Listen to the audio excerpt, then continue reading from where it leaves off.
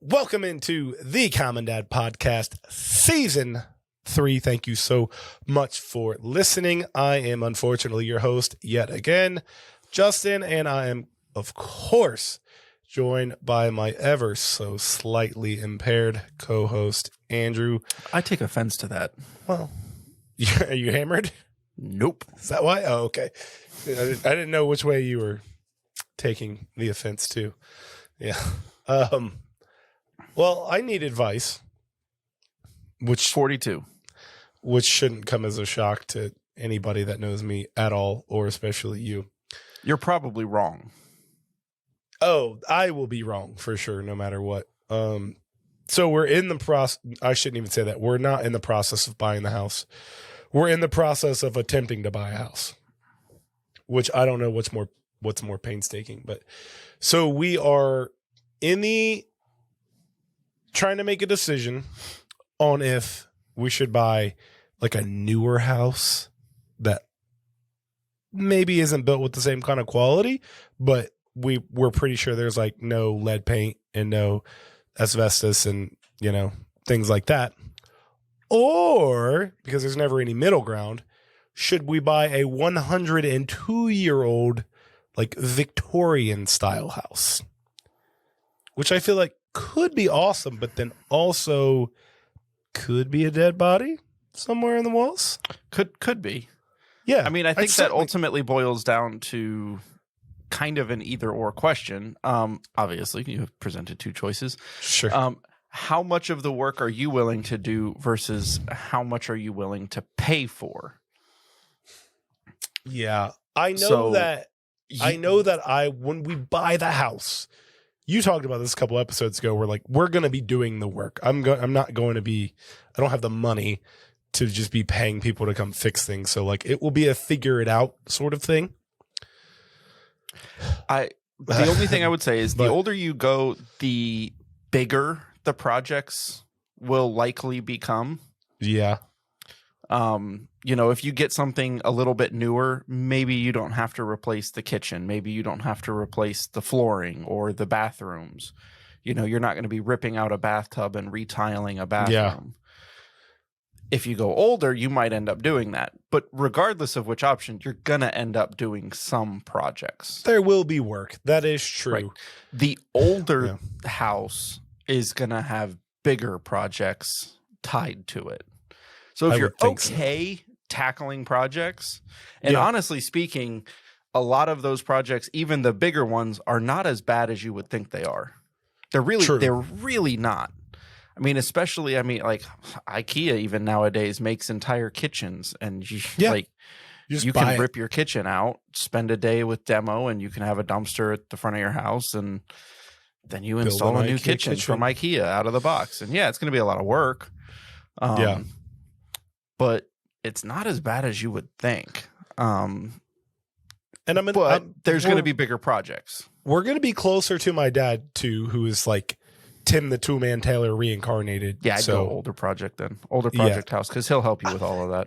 It'll be cool too. Like it's as long as he agrees to help you with that. Oh yeah, it's part of I'll make him sign a contract, something. You're going to be mulching yards for him, aren't you? Oh yeah, there's no doubt in my mind. He's already brought it up. We're moving home. He's like, "Hey, Ann, you can work for me." I'm like, no, I thought I was done with that in high school.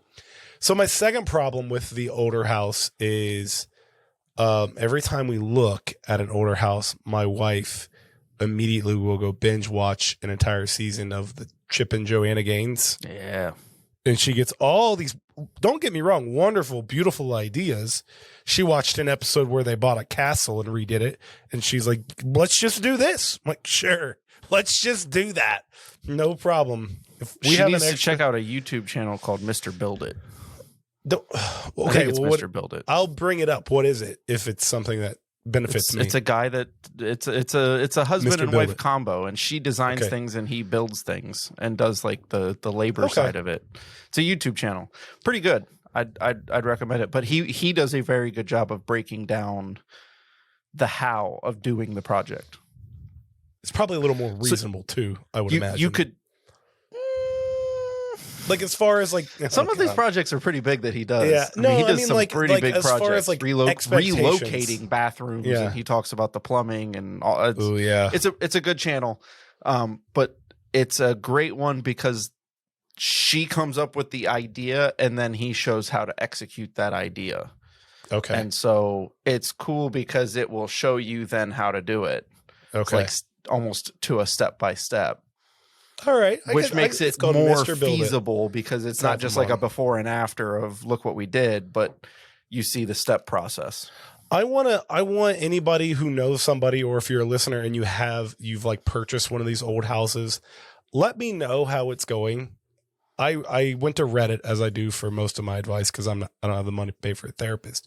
So I just go to Reddit, and there's either really, really cool stories or there's like, oh, my foundation is literally caving in. I bought a house that's over a sinkhole. Like there's no in between. So I'm a little terrified, but it could be cool. Well, so and those houses are massive. What you two should do then is watch a 1980s movie called Money Pit. It's Tom Hanks. There you go.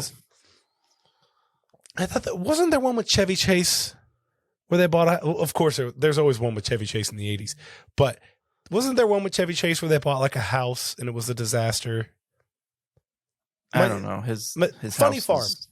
Funny Farm. Yeah, they bought a farm and it was funny and shenanigans ensue, as you can imagine. Every cliche joke in the book. But anyway, well, yeah, if you have an old house, let me know. Give me some advice here because your house isn't what 30, 40 years old when you guys bought yours. Yeah, no, I think it was 1990s. Oh yeah. So we're about 30 now. Yeah, that's not bad at all. Right around there. Yeah. Your house when you bought yours is a whole podcast. The story of purchasing your house. It needed quite a bit of work, but not because of the age, because of the previous occupant. We'll revisit that. The more I go through this, we'll bring this topic up again, and that's a good story to share. I think it involves cats and urines and dogs and who knows what else. Yeah, it's a story. It's certainly a story. Stop! Immediately stop what you're doing. Thank you so much for listening, but you need to stop. Subscribe if you're watching on YouTube. Wherever you're listening to this podcast, stop, subscribe right now. I'll give you a couple seconds. If you're driving, pull over, stop and subscribe. Okay. Thank you so much. Back to the show. Speaking of stories, look at that transition. Tonight, this morning, whenever you're listening to this, we are going over maybe best, or just most memorable fatherhood memories that we have had. And of course, we want, you guys to chime in and let us know what you have, because fatherhood, parenthood comes with a lot of really great memories. And then a lot of memories that are just like, well, I certainly won't forget that. Some of those, before we get started, my 4-year-old today flipped his grandma the bird. So that was good. He saw it and didn't know what he just did it. I bet he figured it out when she threw a chancleta. He knows what he doesn't know what it means now, but he understands that we're not doing that anymore. He's just like, here, I saw this. Is she whooping on a screen somewhere? Take her sandal off and gosh, I don't think she didn't do that. That would have made a good story. He would have learned a lesson real quick. Oh yeah, well, he's learned many of lessons that way. Don't get me wrong. So, without further ado, let's let you kick this thing off. Well, you're the eldest here. You know what you're doing. I'm the eldest. Yeah, you're the oldest parent here. You're practically a grandpa. Practically a grandpa. Uh-huh. I mean, okay, so memories with kids. I mean, so yeah, like a lot of what's going to stand out in your mind are the bigger moments. But I feel like the biggest thing that comes to my mind when I think of memorable moments with my son, I have two, but I the first thought that comes to my mind was actually our first Disney trip with him. He was, I don't even think he was a year old at the time. Maybe he was a year old. I think he was less. And I remember walking down Main Street. We're Florida, so it's Disney World, not Disneyland. Right. And I remember walking down Main Street towards the castle with him on my shoulders. It's pretty good. Like it's in the brochure, literally. Yeah. Like that was a pretty cool moment. Just like in hand. Yeah. It's one of those things of like, it's a different life now.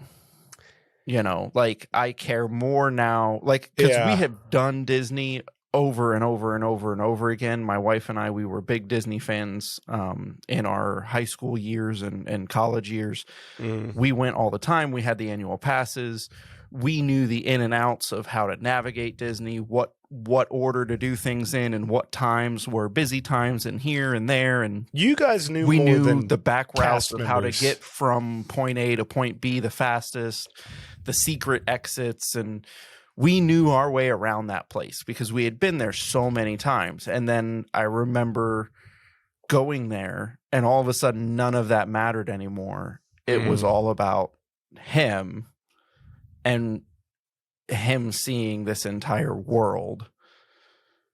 So that was kind of that's the first thing I think of. And I have a picture of that moment, but is it for parents who haven't taken their kids to Disney World or Land, would you say that's probably the best time to take your kids?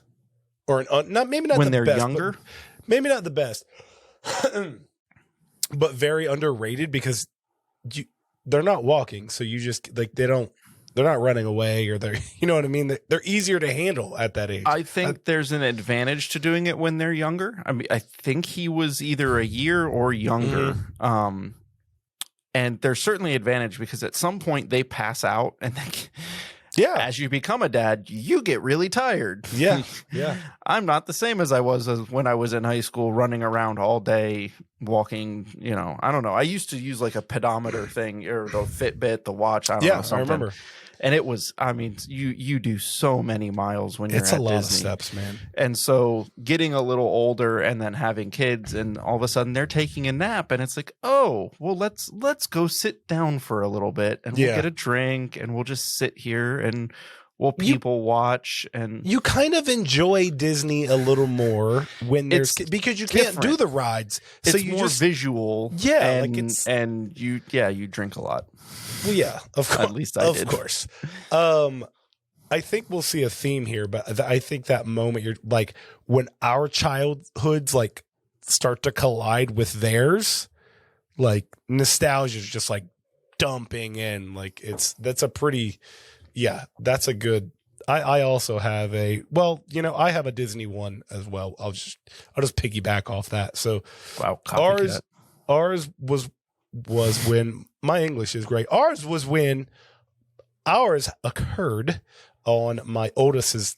Oh, jeez! Don't listen. You're not doing any better. Bud. Don't listen to this podcast if you want to get smarter in any way, shape, or form. My oldest 3-year-old birthday party, and I believe, it's 3-year-old, and obviously we took both boys, but it was just I want to say we did 3 days, and it was just, all right, buddy, like we're here, we're doing whatever you want to do. Cause like normally when you go somewhere with the kids, it's all right, we're going to do what they like and but it was just like, we're here. What do you want to do? Like he literally set the agenda, which was cool. And then there's a certain age, I think at Disney World or whatever, your kids like Legoland or whatever. But like he was at that age where he was old enough to understand what he was doing and where he was, but not old enough to understand it wasn't real. So like when he saw Mickey Mouse, he was like, "Oh my gosh, like, Mickey Mouse! That's freaking Mickey Mouse!" Well, so it was cool. One pro tip is Disney is very strategic in their placement of Mickey Mouse. You will with all characters. Yeah. You will never see two of the same character at the same time. Mm-hmm. They have secret tunnels and passageways and back entrances so that you and to that point, you never see like there's a Frontierland Mickey Mouse and he's got like the explorer vest on and he looks a little bit different than the Mickey Mouse in like the Tomorrowland and he looks different than the Mickey Mouse that's on Main Street. Right. You will never see the Frontier Mickey Mouse walking through Tomorrowland. Mm-hmm. Yeah, they do everything to they that can point, to keep... you never see two of those Mickey Mouses when they do the parades and things. Yeah. You'll notice the characters that are doing the meet and greets all take breaks. They're gone. Yeah. And they'll actually leave the park. They'll go back into their back entrance or whatever. They'll leave so that your son or daughter can actually like believe like, okay, yeah, he had to leave because he's going to the parade. Right. Yeah. You'll never have to explain to your kid, why is Mickey Mouse there and why is he there? Like that doesn't, they protect that pretty well, but that was really cool. Just the whole weekend, like cool to see it through their eyes of like, holy crap, like we're in Toy Story Land. Like that was all cool. You know, we did a first roller coaster there, which was just the whole thing was just like, yeah, it was a pretty cool moment. Obviously, very expensive, which, hurt, but that he'll never believe Mickey Mouse is a real entity ever again. So it was cool to. You just touched on the price of that. Yes. And so that's kind of my segue into the next one. There you go. See that transition? Oh, we're getting good, man. We're going to have to start charging for this podcast. I'm going to stick with Disney, but here's the budget option. Sure. So now I will say we have a slight advantage. We live in Florida. So it's a 3-hour drive away, depending on how fast I go. I would never go faster than the speed limit. I swear on everything. Ever. That's against the law. So, and there's plenty. I mean, Orlando is one of the highest hotel populated areas, I think, in America. There are so many hotels there. That entire city is a tourist city. There is nothing there but tourism. It's why it exists. And it exists because Disney bought hundreds of acres there and built a tourist attraction. If you think, it's funny, the Orlando Magic, Disney, like, no, that's they named them the Magic, the basketball team, because of Disney. Like it's there's not a plenty coincidence. Of budget option hotels there. You stay wherever you're comfortable. We typically, when we're staying for a couple of days or more, we will try to find more of one of the hotels that's more like an apartment, I think, or I forget what type of classification, but they have the kitchen. They have like a full kitchen with an oven and a stove and a fridge. Like a little condo. Like a full-size fridge. Yeah, it's more like a living condo. Room. Yeah. And we'll stay in one of those because then we can do our own cooking. Yep. And we'll typically try to find one that has some type of a pool area that's at least mildly entertaining. It doesn't have to be the best pool. My kids are small. They don't care. It needs to be They're clean. literally not going to know the difference. Yeah. Clean and safe is all we're looking for. And we will spend a day at the hotel, pool, just letting the kids go playing with the kids in the water, stuff like that. You can do another day at I still call it Downtown Disney. That's all I know it as. They call it something different now. It's Disney Springs. Disney Springs. I know it as Downtown Disney. It's free, and it's like a giant shopping center, and they have experiences there. There's restaurants, so you can go and you could spend an entire day there. Free. Not spending any money. You don't even pay to park. So now you've killed 2 days. You arrive at, afternoon or something. You pack everything up. Maybe you spend the evening at the pool. Then the next day you spend the whole day at the pool. Then the next day you go to Disney Springs. All right. So now you're on to like the third day now. You do a Disney water park. Disney water park. The admission is, I think, less than half that of the park. Yeah, for sure. It's significantly cheaper. And you're not running around going from here to there all day long. You're not looking for all these things. You go in, you find a couple of chairs, You make kind of a home base there. You drop your bags, you drop your towels, and they have everything in these water parks. You can have your food and your lunches. You can have tons of alcohol. You can go on a couple of rides. You go back to your chairs. You hang out. You go on, the big wave pool or something like that. You go back to your chairs and you relax a little bit. Then you go on another couple of rides. So, and that's my next experience, was having smaller kids looking at some of these rides that are single riders only, and are some of the bigger rides. They're terrified. Yeah. But they overcome their fears because they want to do it so bad, and they have to do it alone. Can't sit there with mommy. And there's some that you can go on with them and whatnot. And that's kind of how you loosen them up. You get them going with the ones that you can ride on. But then all of a sudden you see them take this leap where they go from, attached to your hip to now they're going on this ride by themselves, and you're waiting at the bottom for them, and my wife will usually split it up specifically with our youngest, but one of us will go down first while the other waits at the top with the kids. Then the kids will go down and they can wait with the one who went first, while the second parent then comes down at the very tail, finishing everything up. But to see the kids kind of take on some of those fears. Yes. And that's and then you could spend you could spend another day then back at your hotel pool, and you could spend an entire week and only do one day of actual Disney, and it's cheaper than Disney proper. Sure, you're not going to the Magic Kingdom, but you're still doing Disney. You're doing the downtown Disney thing. You're doing the Disney water park. You're staying near enough to the property that and you can save so much money and still do Disney. Yeah.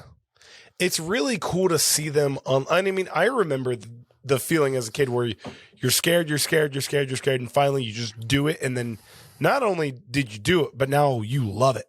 My first roller coaster, this is turning into a Disney podcast, was Rock and Roller Coaster. And my brother, he just lied to me and told me it wasn't an upside down roller coaster. That was my thing. Didn't want to do upside down roller coasters. Well, Rock and Roller Coaster's all inside. So you can't see, it's not upside down. Okay, fine. I get on the thing and it's like 50% upside down. That's all it is.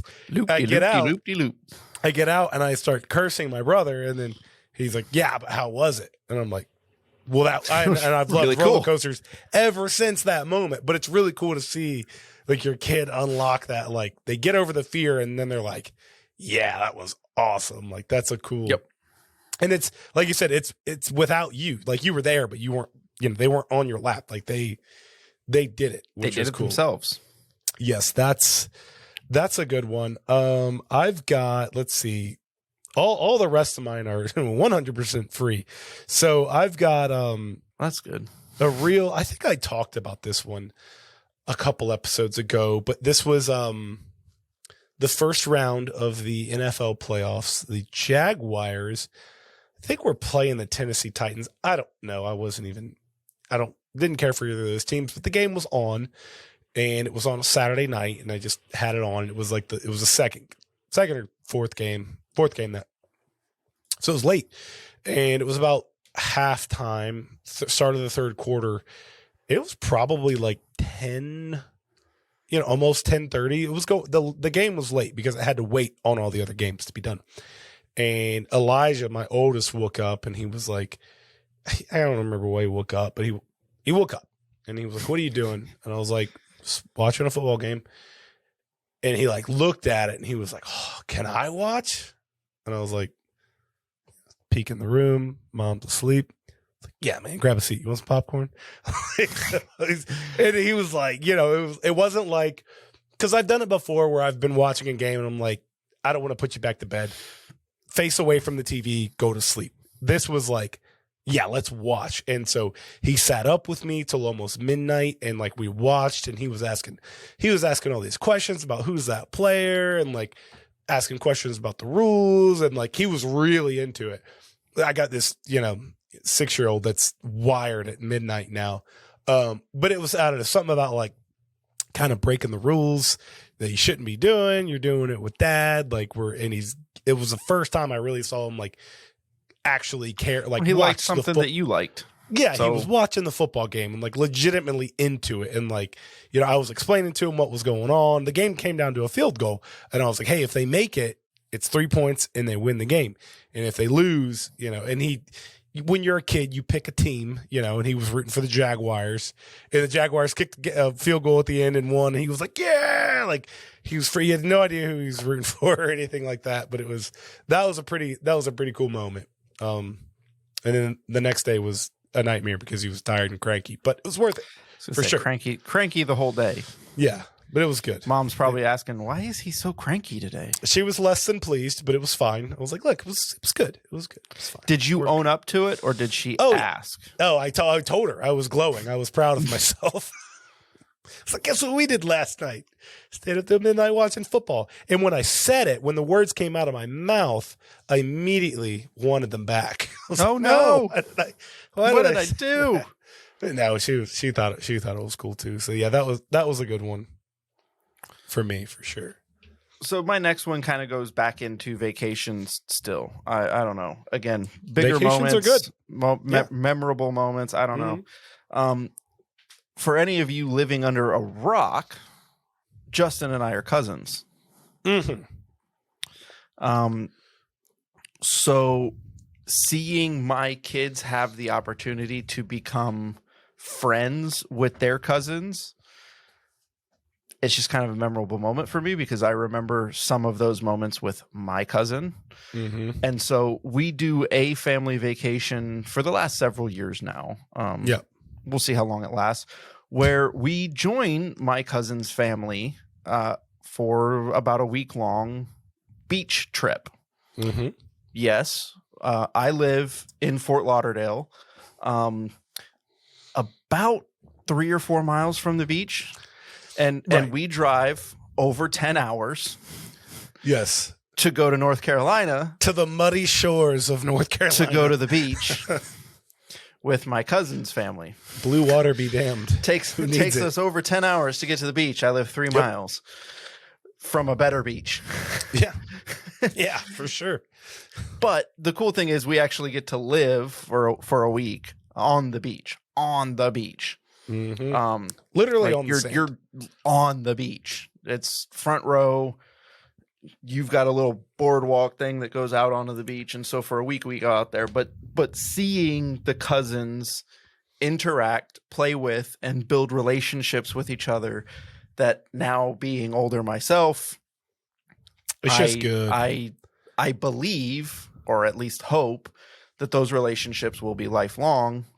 Yeah. Just like, you know, here I am sitting, well, not sitting with, but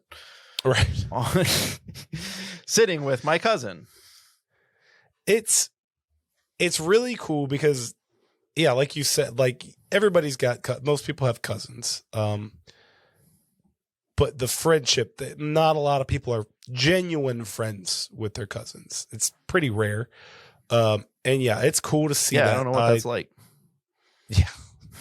I hate my cousins.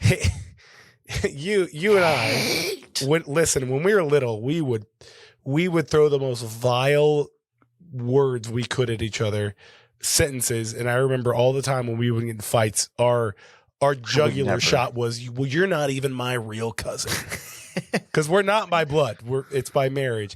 And that's what we would say to each other. You're nothing to me.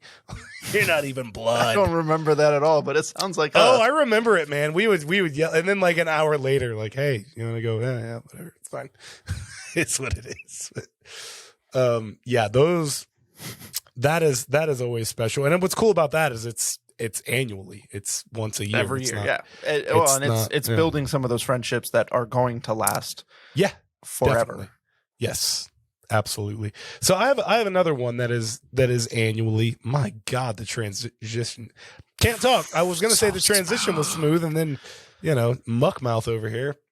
I have another one with my middle child. And I would absolutely recommend this if you have a middle child. He is exactly that, and he gets sometimes drowned out by his older brother and his baby brother. It's just, I am a middle child myself. It happens. It just is what it is. It's not on purpose, but it happens. So a lot of times, he'll be saying something and he can't find the words, literally can't find the words. Or his older brother will finish it for him and unintentionally take over the conversation, and a lot of tensions on the baby. So what I have started to do, I started doing this a couple months ago, is when I go to the grocery store, I will just take him. It is just me and him. And this little kid, man, I'll put him in the cart. He's too big for like the baby seat, but just plop him right down the middle. And he'll sit like he's in a jacuzzi, like with his arms facing, backwards. He's excited. And he's looking at me. And he I'll be shopping and he starts the moment he sits in there and talks the whole time. And he loves it because he never gets to just talk. Like he never gets to get what he wants to say out because somebody's always there the baby's crying or older brother's, controlling the situation, controlling the conversation. And it happens. So he will and sometimes I'll make extra laps around. We'll be done shopping and I'll just keep going. If he's talking, I will just keep going and he'll just sit there. It's like you're talking to somebody and it cracks me up. He's just chilling and I love it. And it's like we get home and he's just like, like, all right, it's like he got it all out. Like he just like, and I won't, a lot of times during the trip, I won't even, I'm just saying, yeah. Okay. Like I'm not even contributing to the conversation. I'm just letting him go. And it is, first of all, it's very entertaining to just give full control of a child's imagination to the conversation and just see where it goes. Mm-hmm. But it's, you can tell like a little weight has been lifted off his shoulders. So I enjoy those just every now and then, once, maybe twice a week, just go to the grocery store. I'm going anyway, put him in there and just let him go, man. He loves it. Highly recommend if you have a middle child or a child, really. Little therapy session of letting them just talk. I'm going to start. How does that make you feel? All right, boys and girls, the merch is here. I got this nice new hat from our brand new merch site. Brand new logo on it. Nice, clean, crispy. Got the green bill underneath. Vintage. Not only do we have hats, we got shirts, we got hoodies, we got mugs. Look, I don't know if we got socks. I don't know if we got underwear. Whatever you want, let us know what you want. We'll get it if we don't have it. But before you do that, go to the brand new merch store. The link is either above me, left, right. I don't know where it is. It's somewhere on this page. Find it, click it, check out the new store. It's got our brand new logo on there. You'll love everything. I highly recommend the hat. It's a beautiful hat. Nice little snapback. If you're a hat guy, you will love it. It's already my go-to. Thank you guys so much for listening to the podcast. Go get some merch. Support your favorite show. We love you, and we will see you later. So we did a specifically more than likely this is more appropriate for boys, but we did our own version of a therapy session where we let them go. Very similar, smooth transition there. We went to Monster Jam. Yeah. And that's the monster trucks. Monster trucks. Yes. It's a giant monster truck rally. Ours was inside of the Marlins Stadium. It's Lone Depot Park right now. Quick question. This is the last time I'll cut you off on this story. Is Gravedigger still doing his thing? Yes, he is. Every little boy had a Gravedigger Hot Wheels. Yep. Every one of them. That's beautiful. All right. So we saw Gravedigger, we saw Max D, we saw Megalodon. We saw there was a Bakugan monster truck there. Nice. All the big names were kind of there. Beautiful. And I told my kids, like, you can scream as loud as you want. Mm-hmm. Have at it. I can't hear you. Louder. Hello. We let them go ham, just as loud as they could. And I have a short video of my son and his cousin, and they are screaming at the top of their lungs. They are screaming as loud as they can. And in this video, taken 3 feet away from them, you cannot hear them. Nothing. It did not pick them up at all.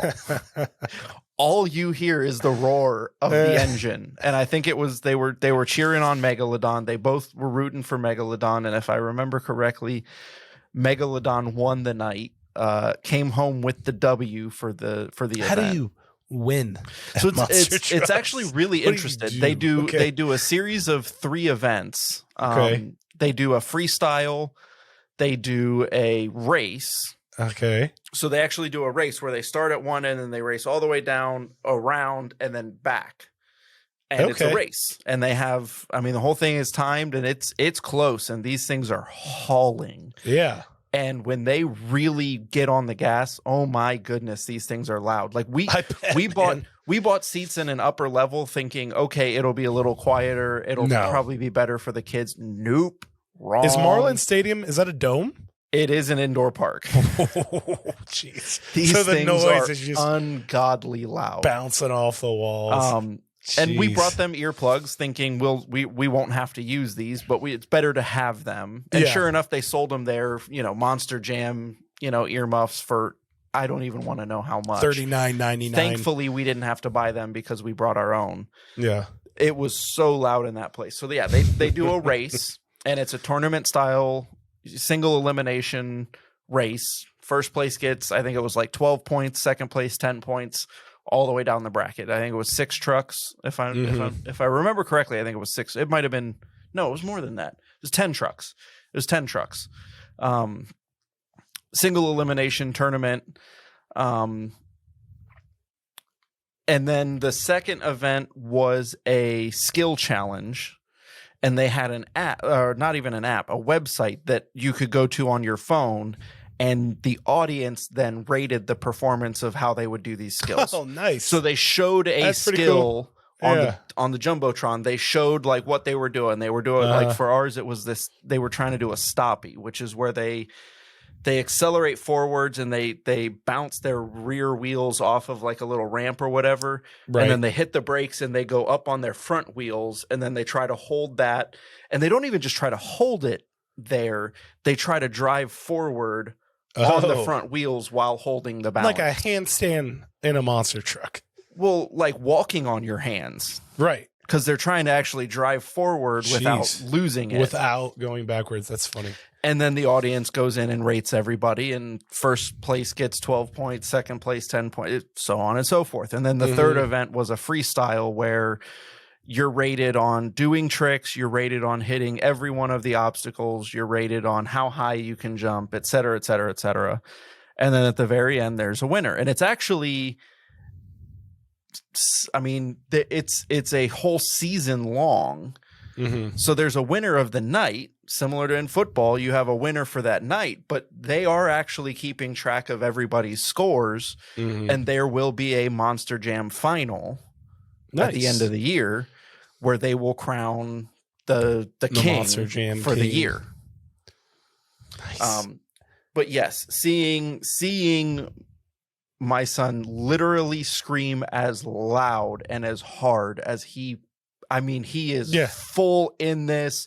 He is standing up. He is screaming at the top of his lungs.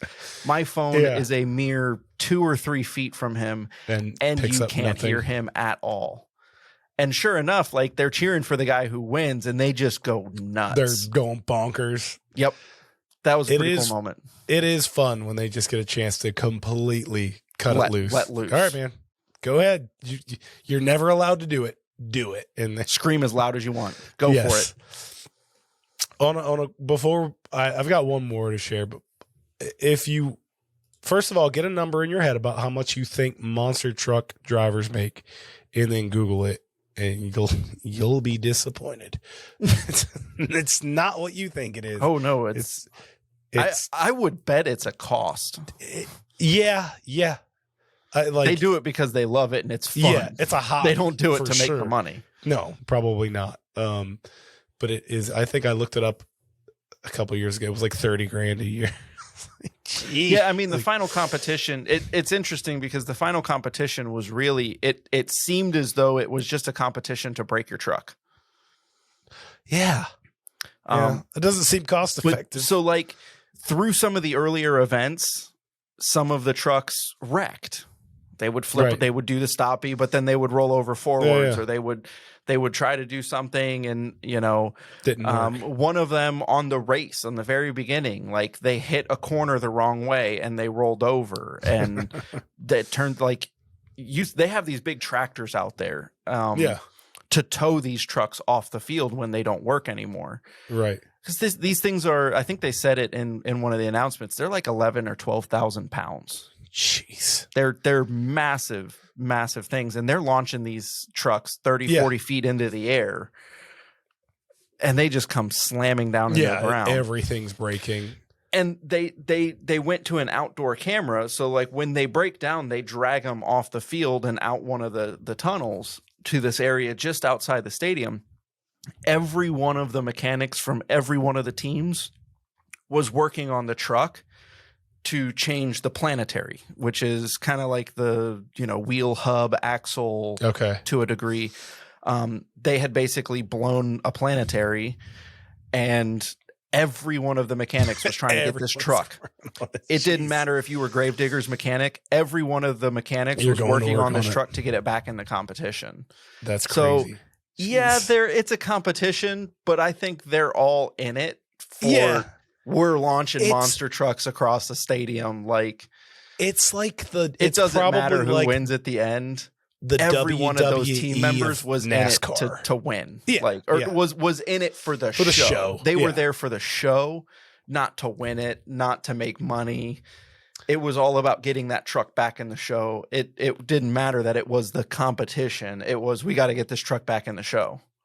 If we ever make enough money as a podcast, I think we should try to sponsor a monster truck. Get a monster truck? Yes. I want our logo on the side of a monster truck. The Dadmobile. That would be. I've got one last one here, and it's just nostalgia filled, and it's kind of vague, but we did this last year almost.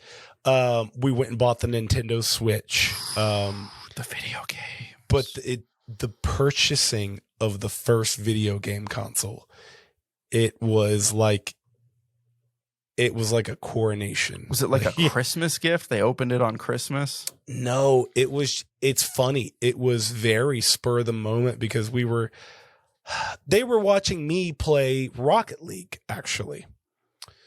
And they were like, can we play? And I was like, no, I don't think you can. I don't think your hands are big enough. Pretty difficult. Yeah, it's a tough game. I was like, you can drive the car around a little bit, but you can't. What you're saying, you can't do. And then all right, like, do you want a video game? Like, and yeah, I think that'd be cool. So we looked into the Nintendo Switch, and I am not a financially sound person in any way, shape, or form. So I got excited because they were getting excited. And I was like, I think we should just go get the Nintendo Switch like now from Target. Now. And I think convinced that was a smart choice. It was me and the boys convincing my wife, like, this will be good for us. We need this. I transformed into a little kid again. So Nintendo sponsor us. So we go to Target and we get it. What game did we get? We wound up getting my pitch. And my pitch was, I remember it was like we had like a bunch of rain in the forecast. And I was like, honey, we get the Nintendo Switch. We buy the sports game. That way on rainy days, we can exercise inside. Exercise. This is great, right? Yeah, it would be irresponsible as parents if we didn't do it. So we talked her into it and we got it. We went to Target, picked out the game, and it was just the whole Nintendo used to have the Wii, and they had Wii Fitness. It's the same game. It's literally the same graphics. No. They everything. Had, there were Wii Sports.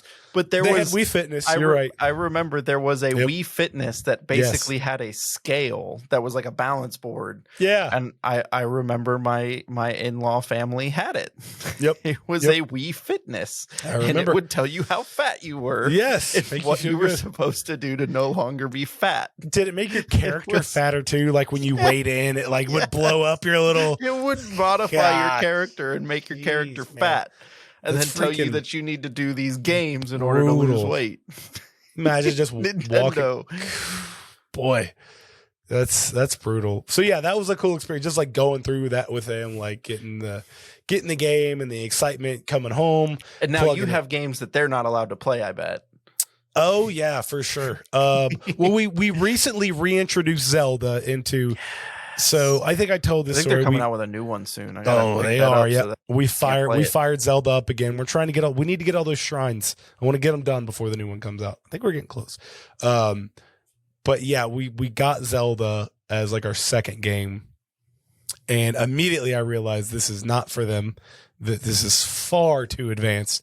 But it is for me. I certainly can play it, but they like to watch. They like to watch me play. They can run around. It's a little bit of bonding because, look, I mean, you're making memories with it, and it's time that you are spending with them rather than, hey, kids, go off to your room and play alone. Do something else, yeah. And they can you can run around with them and swipe the sword. They could do some stuff. But we had to put that game away for a little while because they were starting to. Had some violent tendencies, if you will. We drew some graphic pictures of a piece of meat over a campfire at school. Wasn't well received, so we took the game away for a while. But we brought it back, and we're fine now. But yeah, the experience of purchasing the first game console with the kids was pretty cool, and the fact that it was Nintendo. So I was like reintroducing them to all the characters that we knew and loved, Mario. And so, it was, that was So how long before you pull out like a Nintendo 64 and GoldenEye? I still have a Nintendo 64, but it doesn't work. I'll have to take that apart for you and see if I can fix it. Well, was GoldenEye the best video game of all time? No. What was better? It was great. I loved Super Smash Brothers. Super Smash Brothers was pretty good. Loved it. Have you gotten it for the Switch yet? No, not yet. How not? But why? It's on the docket. It's on the docket. English. Why not? How? Why not? How? What's weird? I didn't play a whole lot of GoldenEye. I loved Super Smash Bros. And just Mario 64, man. What a game. Yeah, we did Mario 64. We did Zelda. Yeah. And then we did there Fox. was a few shooter style games. Star Fox was pretty cool. There were a few shooters. I'm trying to remember one of them. I can't remember the name of it. It was the Donkey Kong games were good. Those were good. I think we got grounded after a Donkey Kong racing game or something like that. Because the Diddy Kong Racing. Oh, Mario Kart. How are we forgetting Mario Kart? Mario Kart's an absolute classic. So I think that was a good parenting move. You're making memories with the kids. That was certainly a wise financial decision for your family's future bonding together.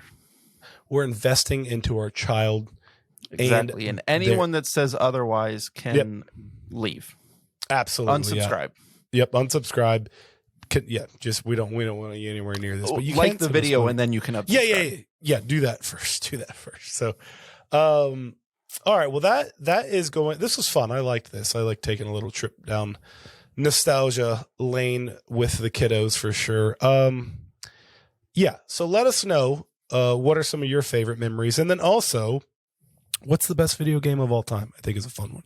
So thank you so much for listening, but do not forget to like, subscribe, follow. We're on Instagram at @the_common_dad, on YouTube at The Common Dad Podcast, and we are of course on Facebook because we're dads, just at The Common Dad. Like, subscribe, follow, and it is 1000% free. It costs a click or a tap if you're on a smartphone. Anyway, thank you guys so much for listening. We'll see you next week.